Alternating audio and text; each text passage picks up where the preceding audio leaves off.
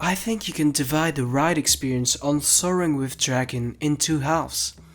It has a thrilling first half that includes the tallest non-inverting loop in the world, and an underwhelming second half.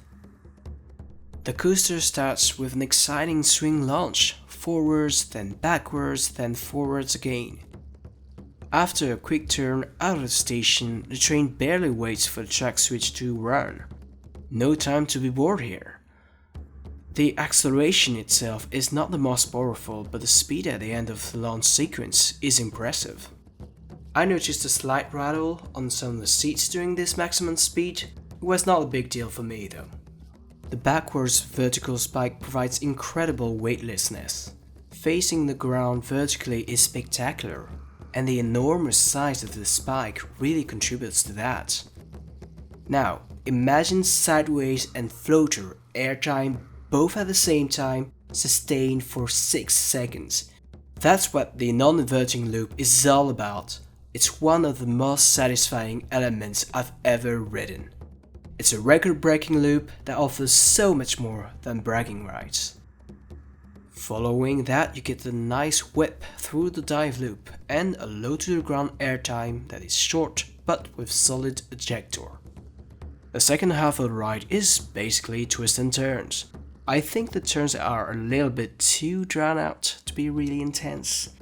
The snappiness on the S-turns is somewhere in between helix and tail. It could have been more snappy, but at least the final rotation has more whip than the first two. The dragon statue is one of the most spectacular elements of scenery I've ever seen at a park.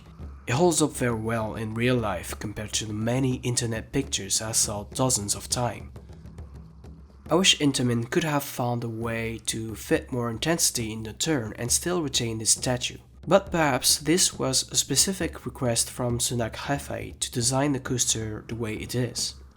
There is not much other theming of the same scale or detail around the rest of the ride, but at least the park as a whole looks gorgeous and very pleasant. Soaring with Dragon is so far one of my favorite rides in China, and it gets my final score of 9 out of 10. I'm so glad Intamin has the opportunity to build record-breaking rides once again.